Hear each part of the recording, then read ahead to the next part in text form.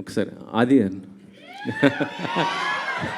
మొన్నటిదాకా బిజీగా ఉన్నావు, ఇటు ఎలక్షన్ క్యాంపెయిన్ ఎలా చేస్తూ ఇప్పుడు ఇటు వచ్చేసారు. ఏమంటే క్యాంపెయిన్ అయిపోయింది, ఇప్పుడు వాళ్ళు రోలింగ్ కూడా చేస్తున్నారు. ఎందుకండి అంటే త్వరలో నీకు ఎమ్మెల్సీ కూడా ఇవ్వబోతున్నారంట. ఎమ్మెల్సీ జనసేన తరపు నుంచి నీకు ఎమ్మెల్సీ వస్తుంది అనేసి అయితే ఉంది. అలాంటివి ఏం లేవండి. నేను కళ్యాణ్ గారి కోసం వర్క్ చేశాను.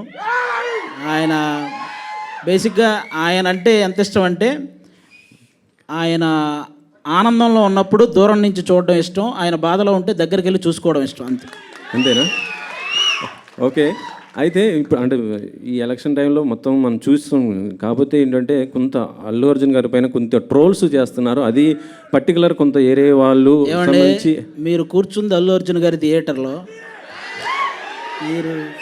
మనం అల్లు అర్జున్ గారి గురించి ఇప్పుడు ఒక నేషనల్ అవార్డు విన్నర్ అండి.